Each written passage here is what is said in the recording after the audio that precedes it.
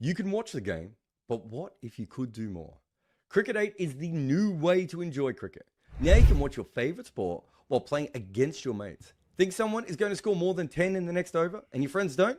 Play against them. Cricket 8 is the future of watching your favourite sport. Don't just watch the game, play the game at cricket8.com. Welcome to cricket8.com. Jarrod Kimber, Rob Barron here. We've just gone through a doubleheader. I didn't do all of it. I've done 3/4 of a doubleheader. Part-time Kimber. Which is, didn't you miss a week? Oh, no, I missed a week.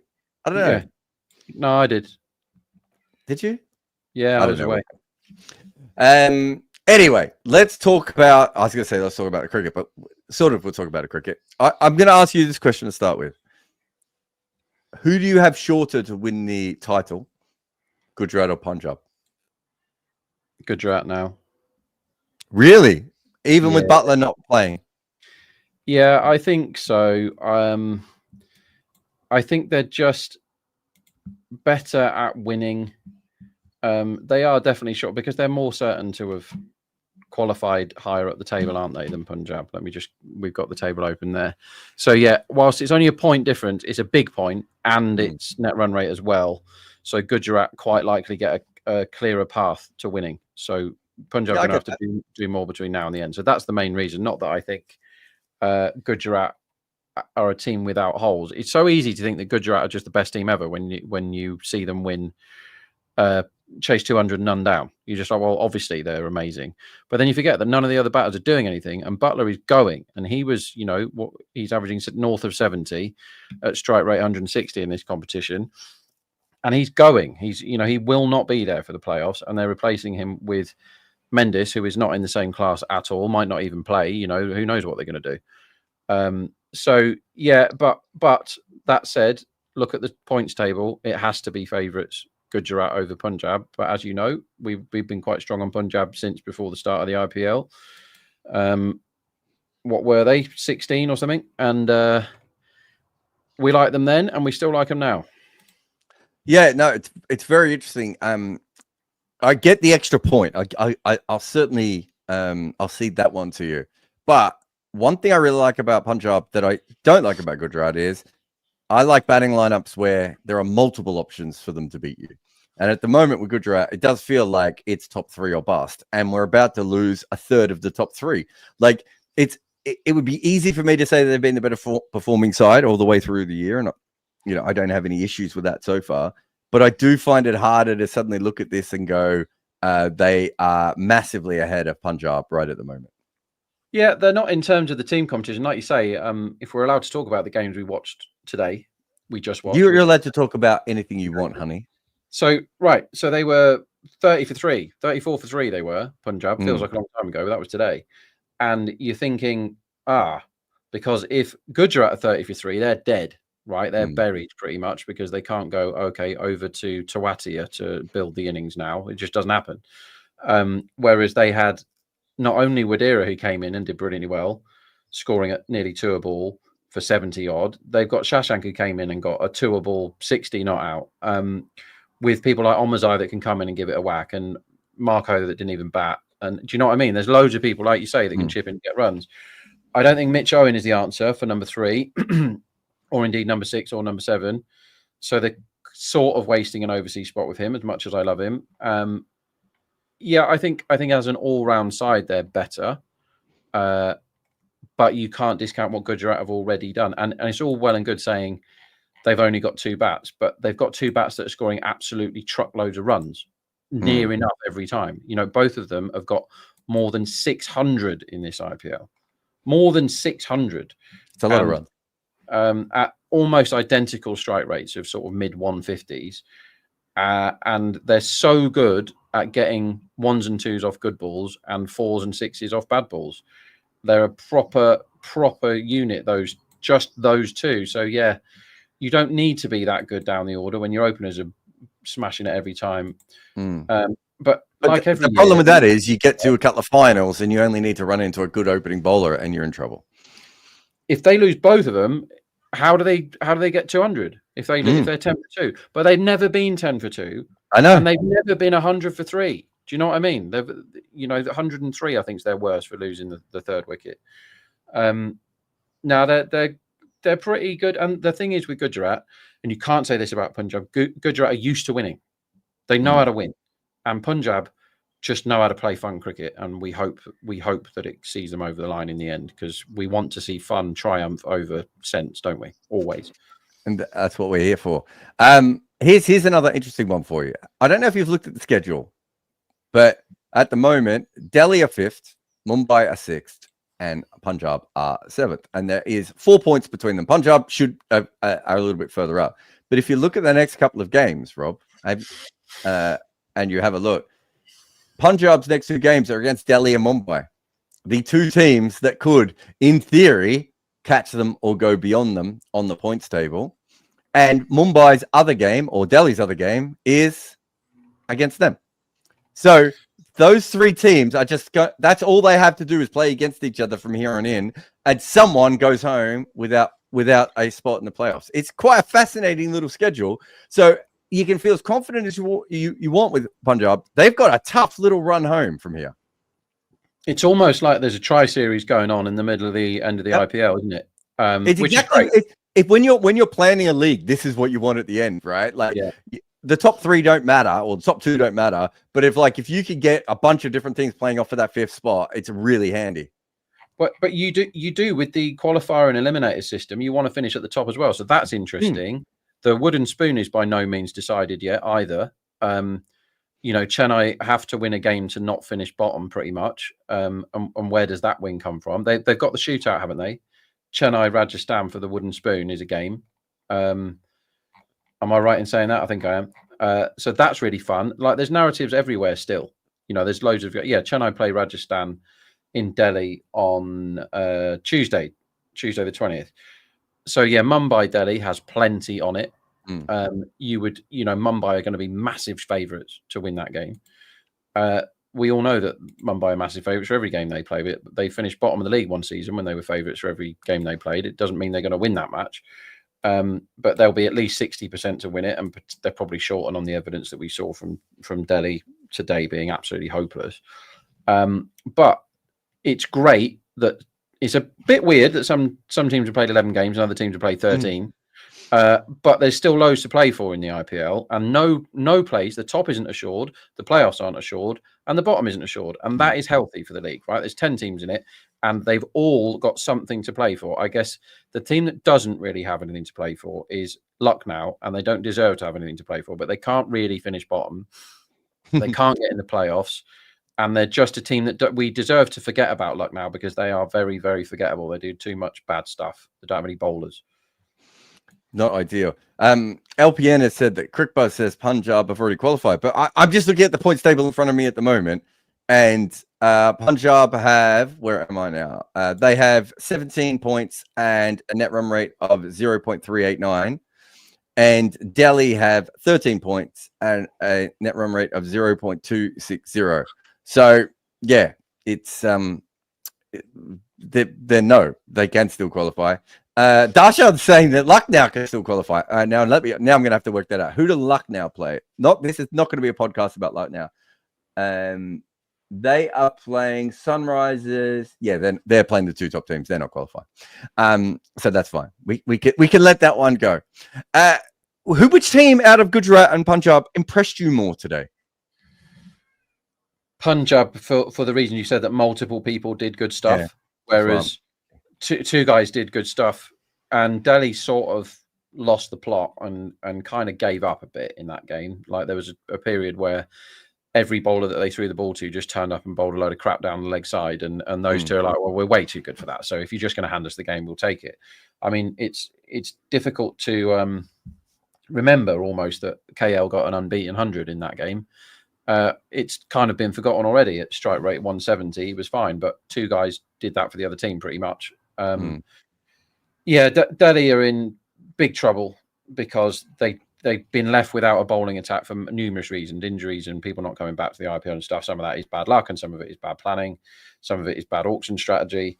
They went with KL and Faf at the top, and then Perel 3 today, which I didn't think was the right answer. Like they did everything wrong with the bowling. They did every change was wrong. They opened the bowling with Aksar. So then they bowled Aksar another over in the power play when they didn't need to, and then they bowled him an early over when they really needed a wicket, and they had wrist spinners who were bowling better. Right, so they did everything wrong. So it was easier for Gujarat to win that game. Like a lot of teams would have beaten Delhi today. A lot of teams would have beaten Delhi today. And then Punjab had to do, they conceded 89 in the power play defending, and they hauled it back, and they had to do that by using multiple people to get wickets. And again, Harpreet Brar got 3 for nothing. At less than a run a ball today.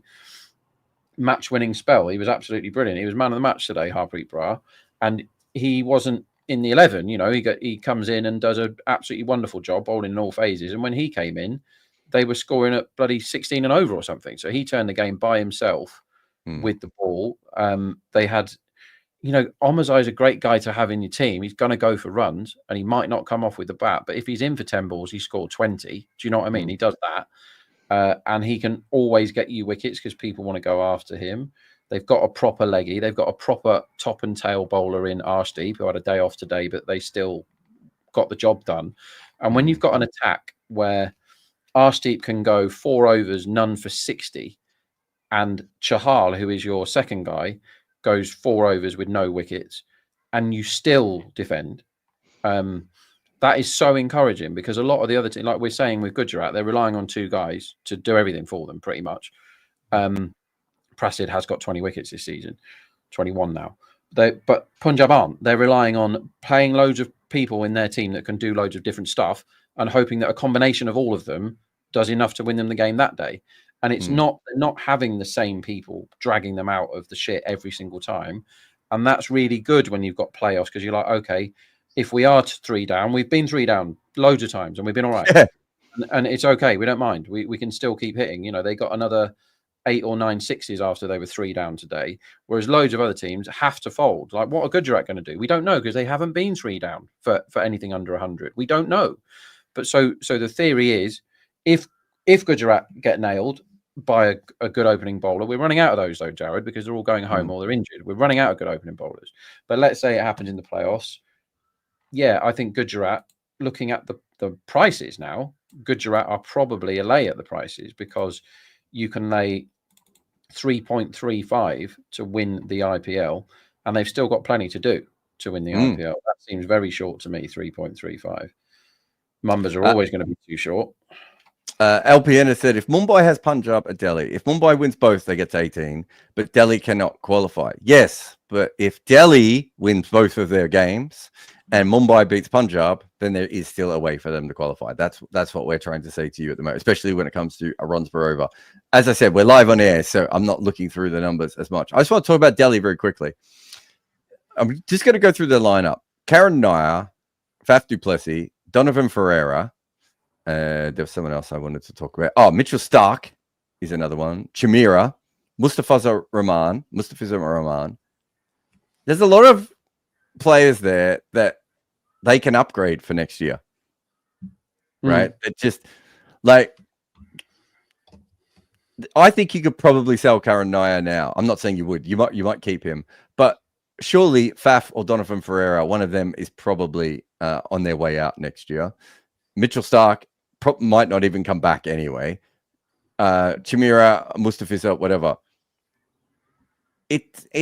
There are some upgrading positions available if they are very, very smart and make a lot of different positions within that.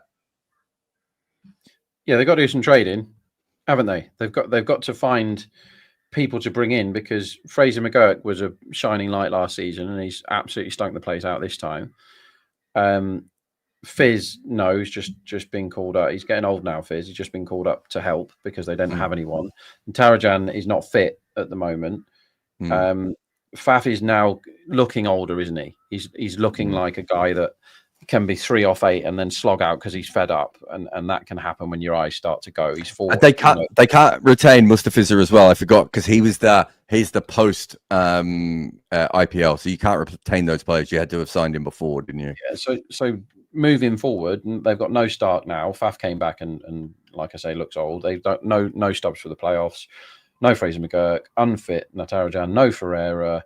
Fizz has come in to help. Chamira doesn't look like he's up to it at this level. They've got a lot of holes to fill, Delhi. And you're like, they've got a lot of people they could bring in. Well, who are those people? Because they had a chance at the auction and they ended up with a side that looks like it's got holes in. Ashutosh is a good plus. He's won them 2 games this season, which is what you want from your hitter at the end. You want Kuldeep, you want KL, and you want Axar. But do you really want anyone else? Perel looks good, to be fair, pretty good. Do you really want anyone else from Delhi to keep hold of? KL, Ashutosh, Axar, Porel, Kuldeep. Are you really keeping anyone else, Jarrod? And that's the issue. I can see how they can upgrade around the fringes. Did you say Stubbs then? I didn't, and I should have done. You definitely keep him, don't you? Yeah, so he's the other obvious one there, but that's the issue, that I could see how you can upgrade around the edges and make this a better squad, but I also don't see how you can make this a championship winning squad, right? From where it is at the moment. Yeah, it's too much to replace, right? And then the other side of this is I wanted to talk about Rajasthan, right? Rajasthan's a really interesting one because again, when this happens at the start of the mega auction, and Delhi's in a better position because they have some players in form and they can make some decisions. But when you're in a position like Rajasthan are currently in, what do you do, Rob? Do you go, we made a mistake, we need to start again, but there's no one left in the pool because all the other teams are going to keep all the best players, right? Do you try and be good for like year 3 or year 4 of the cycle? Do you start to blood? They've got lots of young players. Do they try and trade some of their older good players like Sanju Samson? I don't know if you get anything for Jarrell at the moment, but some of the older good players for younger players, right? Like they need some good young Indian bowlers, don't they? Yeah, they need overseas bats though, big time. Yeah, because they've only got one, and it's Hetmeyer. And what's his value now? What's Hetmeyer's value now? But also look at their bowling. Yeah, well, it's Hasaranga hasn't brought it to the IPL. He's been failing to land it in this tournament, and he's been bowling half trackers and leg side crap. It's not to say Hasaranga isn't a brilliant T20 player. He's been one of the best in the world over the last 6 or 7 years, but he hasn't done it in India. So who's going to want Hasaranga as a high cost overseas all rounder? He also doesn't make any runs. His highest score in the season, Jarrod, as an all rounder, is 4. His best performance with the bat is 4. Unacceptable, right? You want to know what his best score in the IPL is? 22? 18. Bloody hell. Right, okay. So you can't call him an all-rounder, and you can't even call him a gun spinner anymore because he got out-bowled by Parag today. And, I mean, that is saying something. Sandeep has looked great last season, and he now looks old and almost a walking injury. Deshpande, is just a huge question mark every time. They have loads of bowlers that are hugely injury prone, like the main guy in the attack, Jofra Archer, who's not been able to finish the season. They have by accident, and I didn't really want this to happen, found a 14-year-old child at the top of the order who looks utterly amazing in terms of high intent 6-hitting ability. Great. That asks more questions than it answers for me. They got him in the side by accident, but then it's Sanju. You know what to expect from Sanju, but Parag's really, really talented and they should probably be building the team around him. But is he the captain? Is he the right guy because he doesn't look like he's got a perfect temperament for captaincy from where I'm looking. Don't know. Like we said before the season started that they were rightful favourites to finish bottom, because they just made a mess of it at the auction and they don't have cover anywhere. And now we're seeing with Theekshana injured, Faruqi hasn't taken a wicket in the IPL. You know, what's the point of him? He's your overseas pacer that's supposed to either bowl with or replace Jofra, and he gets smashed all over the place, doesn't take any wickets. They can't really turn anywhere else. They've tried all of them. I'm not quite sure what happened to Berger this season. He's the only one that didn't get a go, wasn't he? It was Berger. Berger was a late call up though, wasn't he? I don't think he was there from the start. I thought he came on later. But yeah, I mean, again, I thought Berger might play today, but they went with Mapaka, and that didn't go. I think it's a really fascinating one when you have a bad first section, because they still have lots of talent in their batting order, but I don't know how they turn their bowling around within the space of 2 years. No, they've got a stunning. You know, if every game was 6 overs, they'd be amazing. Yeah, they're absolutely awesome at the top, but they can't do anything else. And also, the very opposite of Gujarat is that team does not know how to win. And they've had 3 incredibly close games that have been decided by a margin of 2 runs or fewer, and they've lost all 3, and they should have won all 3. And that is a temperament thing. It's a team thing, because they've blown games from winning positions, and they got into a winning position twice today. They were chasing a big one, and they scored 89 off the power play, and they were absolutely fine. And they forgot. Now watch what Gujarat did today. When it got tough, which it did for 15 minutes, Gujarat went, okay, you can have these overs, but we're still going to get 6 or 7 or 8 off you. We're still going to knock it around. We might not be able to score the boundaries now because it's spinning, or the ball, we haven't managed to whack everything off the ball yet. You know, there's still something in it for the bowlers. We're just going to let you have these 3 or 4 overs, but we're not going to score 2 off them. We're going to score 7 off them. And they never let the rate, when the rate is 10 and over with 10 wickets in hand, you're going to piss up, which is what they did. But Rajasthan let it go from 8.5 required very quickly to 9.5, then 10.5, then 11, and they're like, oh shit, we forgot. We've only been scoring at 3 and over because we've had to rebuild. There's no common sense getting involved with the cricket. So the coaching staff are to blame there. You know, that they can't wash their hands of it all and just go, well, we've got this child that hits every ball for 6. When he gets out, if we lose another wicket, everybody just panics. Like that's they have to. You're supposed to teach people how to play cricket, aren't you? Like, no, I don't mean that's not how it works. I don't mean you're supposed to teach them how to play the mechanics of cricket. I mean the sense of cricket, the games, you know, actually winning a game and knowing the tactics of it. And Rajasthan look utterly clueless when it comes to winning matches. And that must be coaching and analysts and all that. Just go, look, when you're in this position, this is what you do. And they're not doing it. Whose fault is that, Jarrod? Well, I was offered a job at Rajasthan, and then they rescinded it. So I think they would have won, 2, 3, 4 titles if they don't hired me by now. 5? Yeah. I don't know when they offered me the job. Maybe half the titles, yeah. Sorry, I did do the maths very quickly, and LPN is right that because Mumbai and Punjab and Delhi have each other for their 2 games, it means that Punjab has qualified. But on the other side, we have been recording for I've been recording for about 6.5 hours. Well, not 7 hours now. Rob's been recording for 8.5 hours. And the points table I went to, stupidly, doesn't have who has automatically qualified and who has not qualified.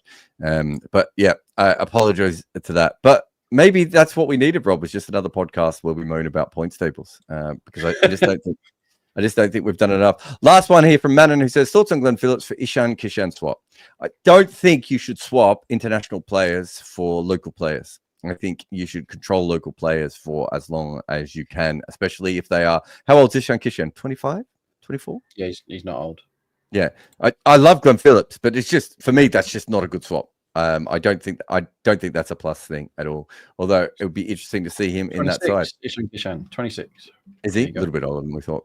But either way, unless you are towards the end of the mega cycle and you know you're not going to keep that player in the future. But if Ishan Kishan's one of the best players in the league at 27, 28, and you've given him up for an overseas player who may or may not be that much better than another overseas player, you always have to think about how much better Ishan Kishan and Glenn Phillips are not the comparison here. The comparison is how much better is Ishan Kishan than the backup Indian player compared to Glenn Phillips and the backup overseas player. And that's how these things work. Anyway, that is us done for the day. Thank you, everyone, for liking, subscribing, and everyone else. Go over to cricket8.com. The trader game's there. You don't have to even just play it for the IPL. I lost some money on the county game as well there today. Rob, after being miles ahead, somehow ended up back at evens, didn't you? Par? Yeah, I ended up 40,000 coins ahead, and I was like 1.5 million up at one point. So I went hard, and now I'm going home. I went home, and now I'm going hard. We'll see you again next time here on Cricket 8. You can watch the game, but what if you could do more? Cricket 8 is the new way to enjoy cricket.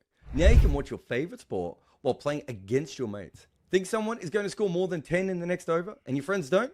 Play against them. Cricket 8 is the future of watching your favorite sport. Don't just watch the game, play the game at cricket8.com.